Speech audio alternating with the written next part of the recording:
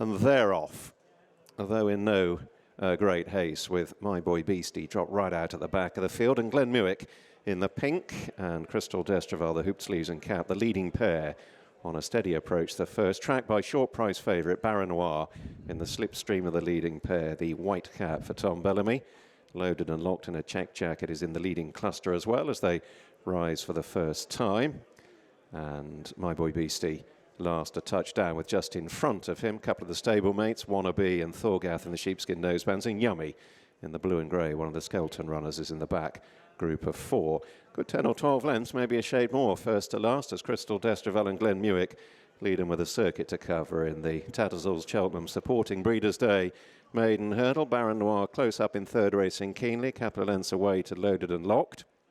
Then a 3 or 4 length break to Urkel Fox and the purple and yellow, who's the shadow to Bossman Jack, now under Charlie Todd, the green sleeves. Further couple of lengths, Hyperbole in a maroon and beige jacket, racing back towards midfield, and in turn followed by Wannabe in the orange and purple.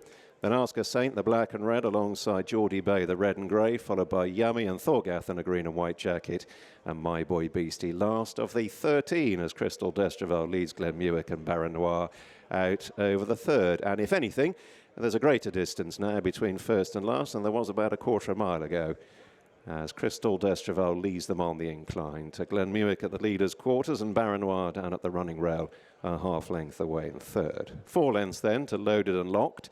Urkel Fox racing wide of Bossman Jack, and they sit back 5th and 6th respectively, in turn tracked on the descent by Hyperbole. And then Wannabe, another gap to Ask a Saint in the black and red. And then the final group of 4, Thorgath and Geordie Bay, and Yummy and My Boy Beastie, who has been held up throughout by Nick Slatter.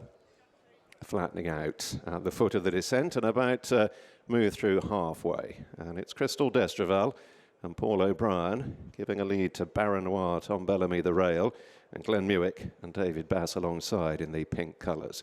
Loaded and Locked, heading the main cluster in 4th place, a little in advance of Urkel Fox and Bossman Jack, and then Hyperbole. Wannabe's being shaken along in the purple and orange, and still a break then to Ask a Saint and Thorgath and My Boy Beastie and Yummy, and Geordie Bay is being chased along last of all, and Glenmuick jumps slowly there and has begun to fall back from the leading group quite quickly. On towards the middle flight in the back straight, heading inside the last 3/4 of a mile. Cristal d'Estravael stalked by Baron Noir. Loaded and Locked, the blue sleeves and cap, much closer now to the leading pair. Urkel Fox running a big race on the outer at present in the purple and yellow. Bossman Jack, the green sleeves, firmly in touch. Glenmuick is losing further ground, passed by Hyperbole, and then Wannabe. Nothing else landing a blow from the rear. And Cristal d'Estravael leads now at the third last. Baron Noir and Loaded and Locked, and Bossman Jack has now got right up onto the tails of the leading trio. Urkel Fox in 5th is hanging on in there, and they are clear of the others. So about to swing for home. Cristal d'Estravael against the rail. Loaded and Locked coming out wide, and Baron Noir poking his nose between them. Bossman Jack a couple lengths away, 4th on straightening. They're beginning to get away now from Urkel Fox. So Baron Noir, the white cap, moving upsides the pace setting Cristal d'Estravael. Loaded and Locked on the left is ridden along. Bossman Jack back in 4th. Still just Cristal d'Estravael, perhaps a little quicker through the air than Baron Noir at the second last. On down to the final flight. Cristal d'Estravael, Baron Noir chasing, couple of lengths between them on landing, and again Baron Noir not as quick as Cristal d'Estravael. The short dash to the line, Cristal d'Estravael driven out by Paul O'Brien for Barrett Racing, and Harry Derham makes most. Cristal d'Estravael beats Baron Noir. Bossman Jack in 3rd, shaping with Promise, likewise in 4th Loaded and Locked, and in 5th Urkel Fox.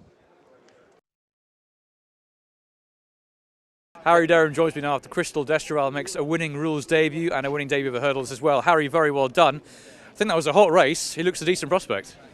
Yeah, it was a good race, and sort of said to his owners this morning that wanted to run him in a good race to try and learn plenty about him. I wasn't obviously wanted him to run very well, but would have been no disgrace finishing 4th in this race. It was a proper race, and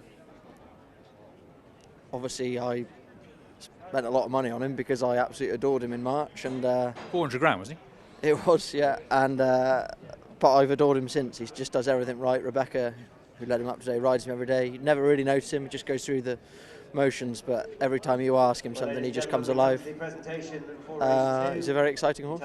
Yeah, I thought he missed out the third last, I think, a touch, but as soon as he did that, the last two, he was great. Yeah, Paul said they were fairly rattling down the straight, and he was very good. But just love a horse that comes alive on a bit of grass. You know, just at home, he goes through the motions and does his job. But love to see him do that. So has this been a bit surprised in a way that he was that good today? No, not a surprise, but I just thought that a couple might be a bit sharper. I mean, Baron Noir is obviously very good bumper form. We've only run in a heavy ground point to point, but like this mare, the dam of this horse was a very good 2-miler. Like, yeah, he won a heavy ground point to point. I don't think he's a slouch at all. He has that bit of pace in his pedigree, and I would have been thrilled if he'd finished second or third today, run really well. I probably thought that was what was going to happen, but yeah, he's obviously very good. Where next, do you think? Probably go somewhere over Christmas. I will step him up in trip at some stage, but I'm not in a massive panic to do that. Wouldn't mind just carrying a penalty at Christmas somewhere. And then if he does that, then you can think about something a bit further down the line. You certainly showed plenty of speed today, I thought, as well. So, good week for you, particularly the youngsters, isn't it? I mean, One Horse Town was great at Cheltenham, wasn't he? A bit of a joy to watch. Yeah, he was fantastic. And, you know, obviously our yard is full of young horses, and so I've been banging on about it all summer. You're trying to produce those young horses to run in nicer races, and hopefully One Horse Town, this lad, those types. Yeah, you're doing well so far, so well done. Thanks very much. Thanks, Harry. Here at Warwick, the 12:35 has been won in fine style by Cristal d'Estruval, and the race name is the Tattersalls Cheltenham supporting Breeders' Day National Hunt Maiden. No doubt Shirley Anderson-Jolak, who joins me now, is delighted with the result because an offshoot of Tattersalls himself. Exactly that. It was sold at the Cheltenham Festival this year for 400,000 by a very good supporter of ours, Colombo from Milestone Stable. So it was a really great result, and obviously Harry, you know, Harry was very brave that night and bought a few. So it was really good to see that he's been well rewarded here with this, and he looks a proper horse, you know, a really exciting horse, especially hopefully going back to the Cheltenham Festival now. He's gorgeous. You know, he's a big boy, and he did that very, very impressively. Yeah, he did do it really nicely. Harry was just saying that he went to 400 grand, but he's quite glad that he did, because what he does at home, he goes through the motions, but out on track he does seem to come alive. That's what we've seen today anyway, and he was pretty happy because he said actually that the horse might well come on for the run as well. And that's it. You know, there was a lot of players on that particular horse. You know, a lot of very, very big, high-powered owners who, you know, are judges. So it showed that obviously he was right to keep going. So yeah, we hope he goes on and performs as he has. So yeah, and then we look forward to heading now to Cheltenham in December for our sale there on the 12th. So no, very, very good. Really, yeah, and I guess your modus operandi, isn't it, is trying to get horses of that calibre sold at your sale. That's it. You know, our flagship is selling point-to-pointers. We do get some very, very nice form horses too, with the bumper series and also with the juvenile hurdles and with the academy series. Now we just sold a lovely horse at the last sale, a study of man for John Allen. Gone to Paul Nichols, so it's showing that side of his work in the 3-year-olds. So yeah, again, 3-year-olds, 4-year-olds. So yeah, hopefully we get some nice results coming through. I mean, the graduates are flying this season already, so we're starting off really, really strong, and hopefully long may it continue now for the rest of the season. And I've always liked what Tattersalls do with the incentives and the bonuses they have for these younger horses. It always helps give these inexperienced horses a place to go and a little bit of an incentive as well. That's it. And yeah, no, if we can do our part here, like sporting days like this today, it's really important from us as well to be able to do that. So yeah, I agree with you 100%. Oh, great result today, Shirley. Well done. Thank you very much. Watch live racing now on racingtv.com.